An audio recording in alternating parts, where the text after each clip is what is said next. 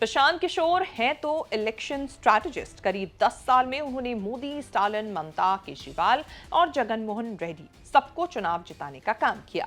Strike rate एकदम धाकड़। सबको जिताते जिताते प्रशांत किशोर ऊब गए। सोचा क्यों ना खुद को जिताया जाए।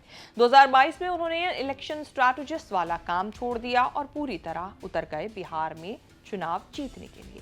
बिहार में प्रशांत किशोर ने बहुत खराब किया। न खुद चुनाव लड़े, न जनता ने उनके उम्मीदवारों को जिताया।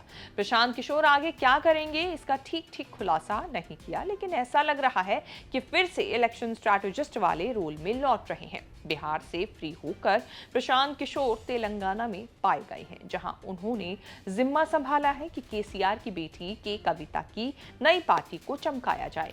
पीटीआई की रिपोर्ट के मुताबिक कविता ने अपनी पार्टी तेलंगाना जागृति को स्टैब्लिश करने के लिए प्रशांत किशोर की सर्विसेज ली हैं। इसका ऐलान ना तो कविता ने किया, ना ही प्रशांत किशोर ने।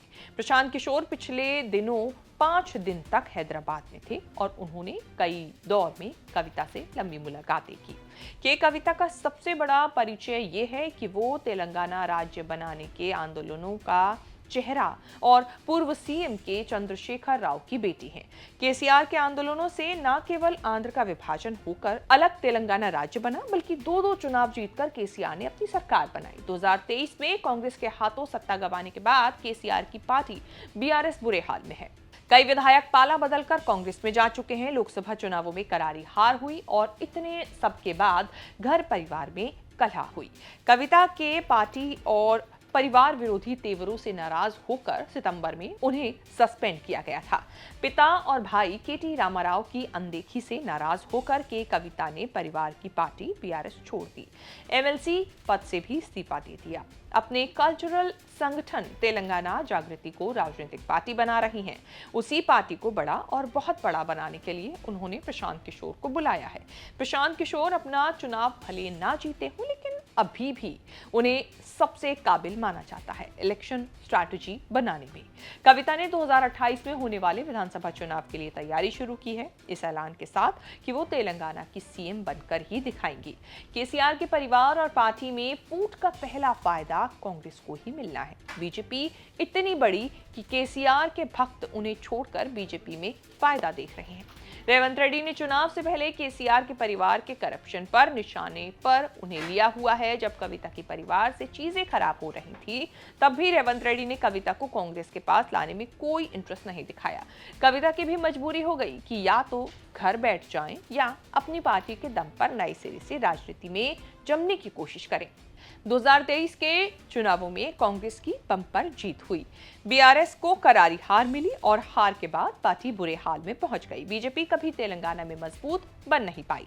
कविता की कोशिश होगी कि वो पिता की राजनीतिक विरासत संभालें, जो अभी तक उनके भाई केटीआर के पास है।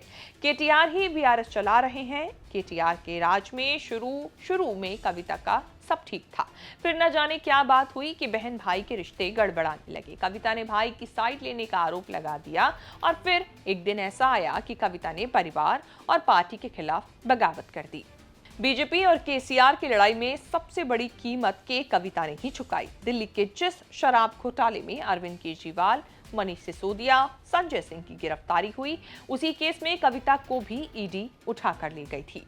2023 के चुनावों के बाद सर्वाइवल के संकट से जूझ रहे बीआरएस में चर्चा शुरू हुई बीजेपी से अलायंस की। यहीं से कविता के परिवार और पार्टी से संबंध खराब होने लगे। केसीआर ने राजनीतिक विरासत और पार्टी बेटे केटीआर को सौंपी। कविता के हिस्से में कुछ नहीं आया, न पार्टी में पद, न बड़े मामले में कोई दखल। मई में पिता केसीआर को लिखी कविता की चिट्ठी लीक हुई थी। कविता ने लिखा था कि उन्हें पिता केसीआर से मिलने तक नहीं दिया जाता, केसीआर राक्षसों से घिरे हैं। कविता ने आरोप लगाया कि केसीआर उस बीजेपी से अलायंस की फिराक में है जिसने उनकी बेटी को जेल भिजवाया था। केसीआर पहले बड़े बेटे केटी रामाराव को राजनीति में लाए, फिर बेटी को। शायद यही गलती हो गई। जब तेलंगाना राज्य के लिए आंदोलन चल रहा था, तब केटीआर पिता के साथ थे। कविता विदेश में पढ़ाई कर रही थी।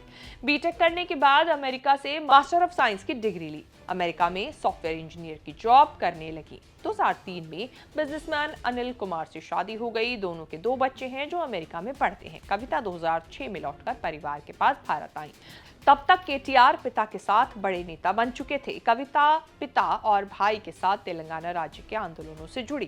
टीआरएस की तेलंगाना जागृति संगठन की कमान संभालकर आंदोलन तेज किया। तेलंगाना राज्य बनने के बाद 2014 का लोकसभा चुनाव लड़ी और निजामाबाद सीट से 1,64,000 वोटों से जीत भी हासिल की। 2019 में चुनाव हार गई तो एमएलसी बनाई गई। अब वो सब छोड़कर कविता खुद कुछ बनने निकली हैं और इसमें मदद करेंगे प्रशांत किशोर। तेलंगाना में ये सवाल रहेगा कि कविता अपने पिता और भाई से जंग लड़ेंगी या कांग्रेस या फिर बीजेपी से। शेष भारत की इस रिपोर्ट में इतना ही। इस रिपोर्ट को लेकर आपकी क्या राय है, कमेंट करके बताएं। आगे भी ऐसी खबरें देखने के लिए आप बने रहें न्यूज़ तक के साथ।